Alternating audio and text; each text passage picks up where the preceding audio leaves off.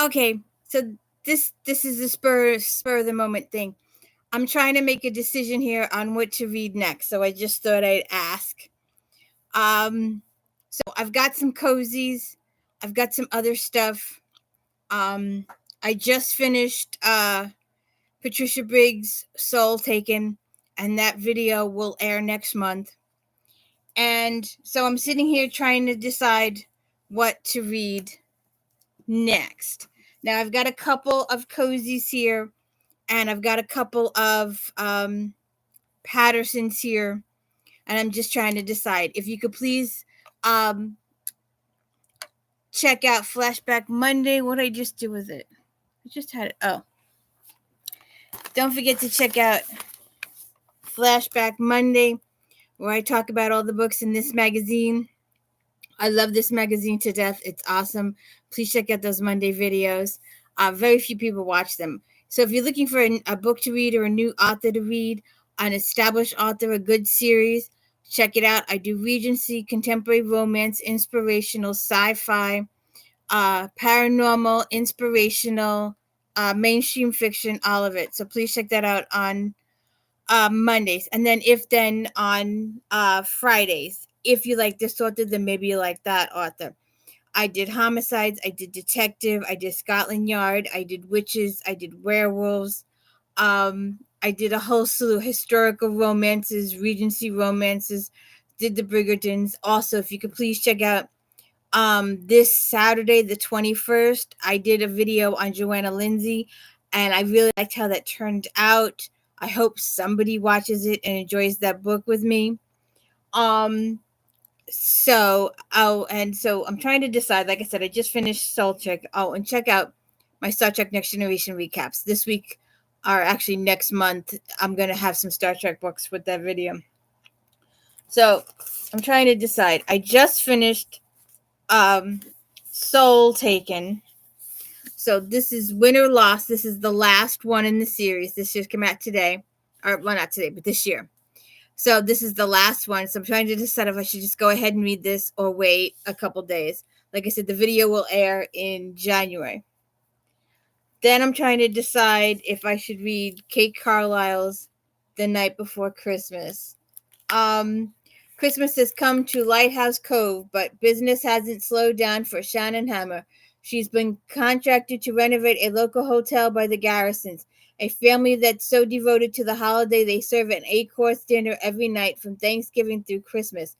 Last year's festivities featured a train that transported guests around the breathtaking cliffside property. This year, Shannon and her crew have been commissioned to build a Victorian-style carnival with games and prizes. Booked on Murder, Alison Brooke. Carrie Singleton is about to kiss the single life goodbye. Her wedding to Dylan Avery is just a few weeks away, and a happy ending is about to be hers. But when a body is found on the lawn of their wedding venue, happily ever after is looking deadlier than ever. And I delayed in reading this. I'm going to read it though, but I delayed in reading it because the author let it be known that this is going to be the last one in the Carrie Singleton series. I don't see why the character getting married has to stop the series, but that's what she's decided. So that's why I delayed in reading that one. So a limited edition murder, Lauren Elliott. Although her external stay at Second Chance Books and Bindery in West Yorkshire, Addie still feels adrift from home, her friends, and her own beloved bookstore, Beyond the Page Books and Curios. The engagement party of her dear friend Tony at Milton Manor promises to be a joyful distraction, but there's an ill wind blowing at the estate. When Tony presents his fiancée with a special copy of Wuthering Heights as an engagement gift, the lord of the manor insists the book was stolen from his library.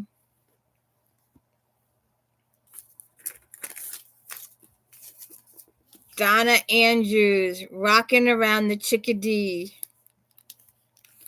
Meg's sister-in-law Delaney is pregnant. Since her due date is on around Christmas Day, this is putting a bit of a damper on the usual holiday festivities. Meg and Michael are not hosting the usual house full of relatives and parties. Instead, and Meg, along with her mother, her grandmother, her cousin Rose Noor, and her good friend Caroline, are militantly doing everything they can think of to keep Delaney quiet and healthy. All the relatives are farmed out to friends and neighbors. All the parties are being held elsewhere, and Delaney is bored and mutinous. She's doing well, and they're managing to maintain a serene, peaceful environment until a body is found in Meg and Michael's yard. A Merry Little Murder Plot, Jen McKinley. During the wonderful time of the year, famous author Helen Monroe arrives in Briar Creek to be the writer in the residence, but her bah humbug attitude excludes her from many holiday celebrations. The town residents try to enjoy some Christmas cheer. Library director Lindsay Norris invites the new writer in town to join her crafts noon club.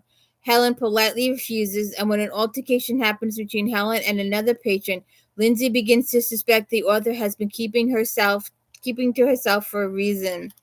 Now, see, Lindsay Norris got married and the series went on. I don't know why the other one has to end. And then I have 4 non-cozies that I'm looking at. The Sun's Secret by Darrell Wood Gerber. Maggie Lawson is smart, capable dean of Boutique College, but even the most confident mother has weakness, her child. When Maggie can't reach her college senior son, Aiden, to tell him that his father was shot, she starts to panic. She texts, she calls. Is Aiden ghosting her, or have the dangerous stories of Aiden's father, her investigative journalist ex-husband pursues, finally brought trouble to her door? The Death of Mistress of the Art of Death. Medieval Cambridge, 4 children have been murdered. The Catholic townsfolk blame the Jewish neighbors so to save them from rioting mob. The Cambridge Jews are placed under the protection of the king. Henry II is no friend of the Jews or anyone really, but he believes in law and order, and he desperately needs the taxes he receives from the Jewish merchants. Hoping scientific investigation will help catch the true killer, Henry calls on his cousin, the King of Sicily, whose subjects include the best medical experts in Europe, and asks for his finest master of the art of death, the earliest form of medical examiner. See what happens.